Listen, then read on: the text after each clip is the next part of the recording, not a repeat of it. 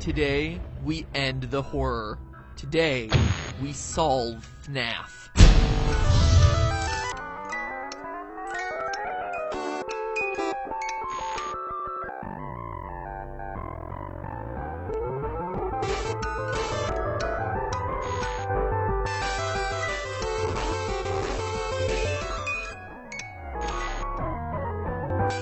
Hello, Internet! Welcome to Game Theory, where, after months of intensive therapy, I'm back to finally put the original FNAF tetralogy to rest. It's done. No more Halloween updates, no more FNAF 5 rumors, and no more fan.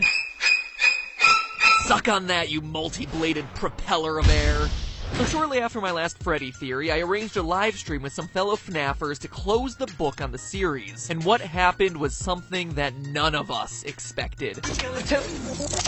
We have internet. We have it. We're back. No. No, not the stream issues. Scott started talking to us. Well, kinda. He kept updating his site, scottgames.com, with cryptic messages as to the true meaning of the game. What is seen in shadows is easily misunderstood in the mind of a child. In the FNAF 4 minigame, why would the tiny toy Chica be missing her beak? And finally, 4 games, 1 story. It was incredible! After a year of taking shots in the dark, finally we were, in a way, hearing back from the man who knew all the answers. Scott Cawthon, the creator, was reaching out from the shadows to give us, for pretty much the first time ever, concrete leads as to where to look. But what did these cryptic clues mean? In the moment, the best I could do was this. Is it possible that FNAF 2 didn't actually happen? But in the days that followed, those 3 clues led theorists on Reddit, Steam, and YouTube to completely throw out everything that they knew about the franchise. What if we were looking at the franchise all wrong? Instead of counting animatronic toes, calculating minimum wage rates, and tracking Purple Guy's work history, maybe we needed to take a step back. What if everything in FNAF was just a dream? That's right, a FNAF dream theory, that everything we play through in these games was created in the mind of the FNAF 4's crying child. It sounds like a cop-out, right? Like a lazy storytelling cliche. Maybe. But stay with me. Even if you think you've heard parts of this theory before, you'll want to stick around. I've unearthed the clues that finally put our year and a half of FNAF speculating to rest. Of the 3 clues Scott gave us that day, the most damning one was the last one. Why would tiny toy Chica be missing her beak? What? In the FNAF 4 minigame, you can talk to a small girl on the playground with toy versions of Bonnie, Freddy, and Chica. But her beak is missing? During the stream, we were all like, Scott, please. But when we looked, sure enough, there it was. A few orange pixels laying on the ground.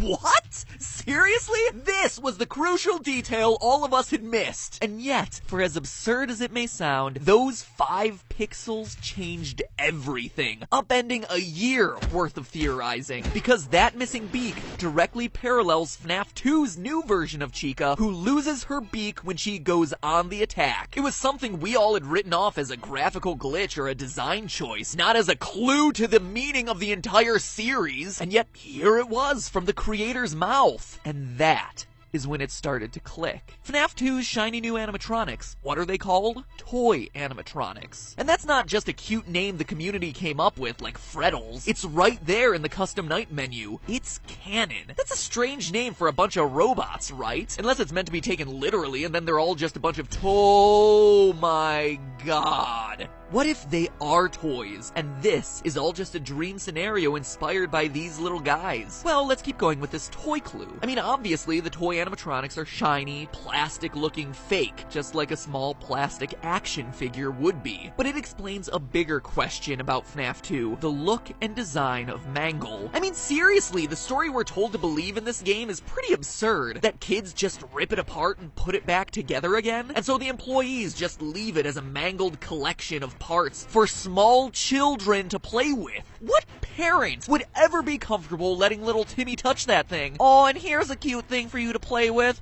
Oh my gosh! Who could have seen that coming? But if we assume FNAF 2 is in the mind of a child who has seen all these toys, Mangle makes a whole lot more sense. He's just a dismantled toy. Think about Sid from Toy Story, who fuses various toys together to create hideous abominations. This explains Mangle's 2 heads. I don't care how much you redesign Foxy, no one planned him to have 2 heads. In fact, Note that Mangle appears in a girl's room. An insignificant detail? I don't think so. The Chica-Beak shows that this girl's toys fall apart, just like Mangle, the tear-apart, put-back-together toy. And toys explain FNAF 1 too. The crying child of FNAF 4 has 4 plushies in his room. The crew from FNAF 1. Plushies, as in soft, stuffed animals. What are the original 4 animatronics made out of? Soft materials.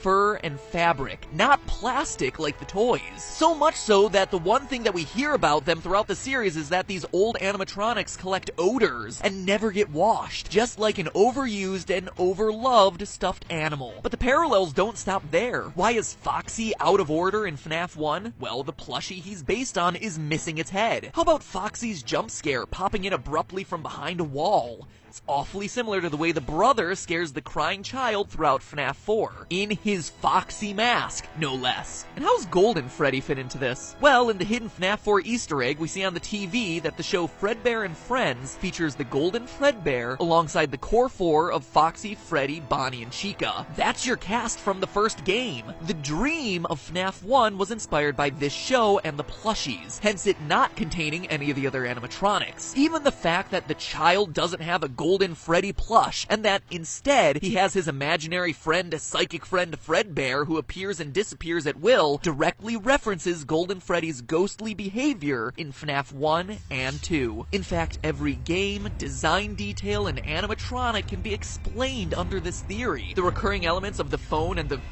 fan, right there from some of his favorite toys. The fact that no one in their right mind would work in a place like this? Dream. Firing an employee for something like odor? It's a child's imagination of what employment is like. How about the weird metaphysical hoops that you have to jump through to access FNAF 3's minigames? Well, dreams have weird rules where dialing codes into cinder blocks makes perfect sense. FNAF 3's Springtrap is directly inspired by the girl in her golden body finger puppet that pinches and traps her finger. The idea that the animatronics stuff you into suits comes from this girl spreading the urban legend that if you die, they hide your body and never tell. The naked endoskeletons come from his time trapped in the supply room. Balloon Boy is the dream version of this kid, excited to go to the birthday party. They even have a single balloon each. Even the oddballs of Shadow Freddy and Shadow Bonnie fit under this theory. They're the product of the crying child being freaked out by the shadows that Golden Freddy and Bonnie cast onto the wall. And while we're on the subject of shadows, Dream Theory even rolls up the purple guy. Let's pull in Scott's second clue. What is seen in shadows is easily misunderstood in the mind of a child. Yes, he could be referencing the shadow animatronics, which are literal shadows, but what he's more likely referencing is Purple Guy helping a fellow employee put on the yellow suit. They're in a dark, shadowy room, and what the kid sees,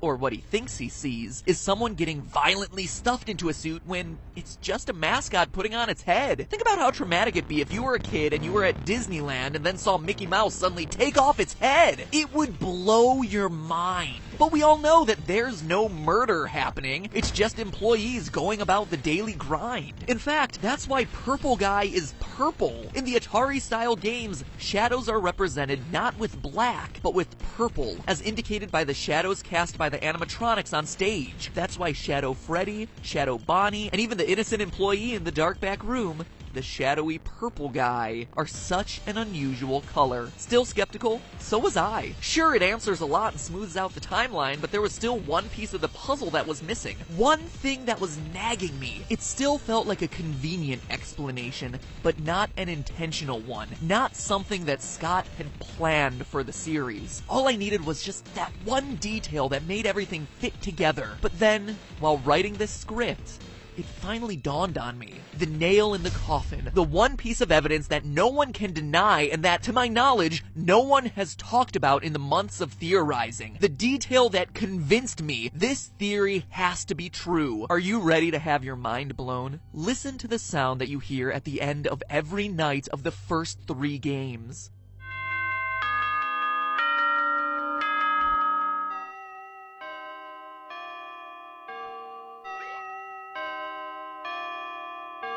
A grandfather clock, chiming the same song every time. Why would the end of my shift in an office be signaled by a grandfather clock chime? It wouldn't, unless I was asleep dreaming in my house with a grandfather clock right outside my room, just like the layout of the crying child's house we see in the FNAF 4 minigames. 6 o'clock a.m., time to get up. But now let's look at FNAF 4. How does each night end there?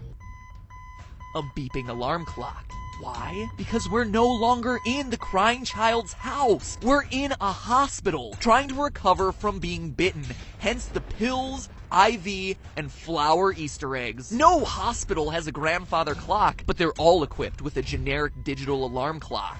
This, to me, was the missing link, the piece of evidence that took this theory from convenient explanation for a lot of the game's weirdness to definitive proof that this is what Scott intended. My heart is racing right now. I'm so excited about sharing this with you. It feels like finding the Rosetta Stone, the one detail that unlocks everything else in this huge mystery we've been trying to solve. But at the same time, it's bittersweet, right? Remember what I said at the beginning of the episode? It sounds like a cop-out, right? Like a lazy storytelling cliche.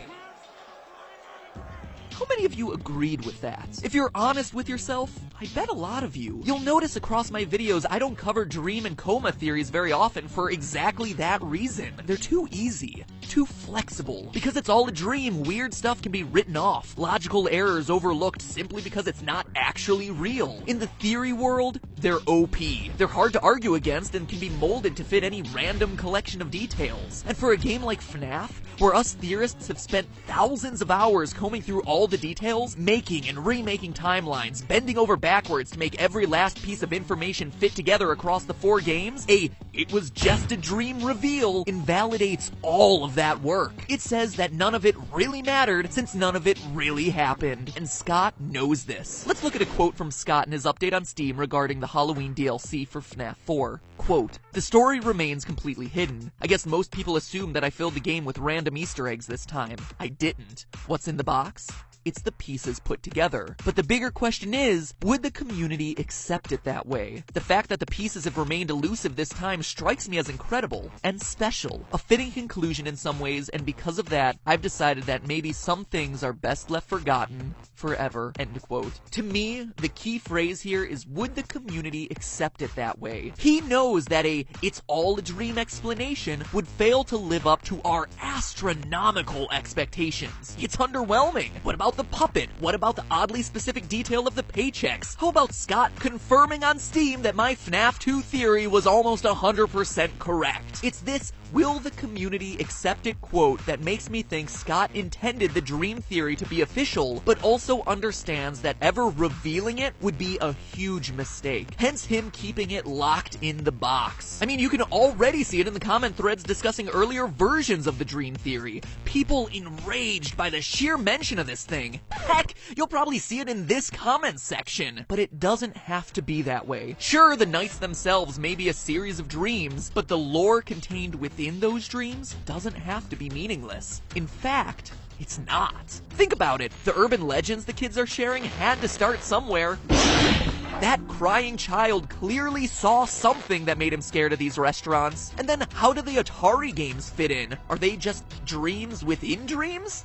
They're not. In researching this episode, I not only found the clues that solidify the dream theory, but also the missing links that we've all been overlooking in putting the FNAF timeline together. Scott's final clue about 4 games, 1 story may be a reference to a crying child's nightmares and eventual death in the hospital, but it can also be referencing the story of the game's primary struggle, the puppet and the purple guy. And next week, we're covering that on an all-new Game Theory Saturday the 19th at 3 o'clock p.m. Eastern Time, 12 o'clock p.m. Pacific Time. That's noon for all of you currently trying to figure out whether that's midnight or noon. I know, I get it confused all the time too. Why am I telling you the time it'll be published and uploaded? Well, we're covering that story, followed up immediately by a live stream discussion where I, and hopefully a few other theorists, will be able to answer your questions as we close out the year with the definitive answers to this incredibly mysterious series. And I want you guys to be there so you can ask your questions and talk about all this together with us live. So remember, that's Saturday the 19th at 3 o'clock p.m. Eastern Time, noon Pacific Time for that episode, followed immediately by a live discussion with you guys. I cannot wait to share all of this with you guys. And in the meantime, remember, that's just a theory. A game theory.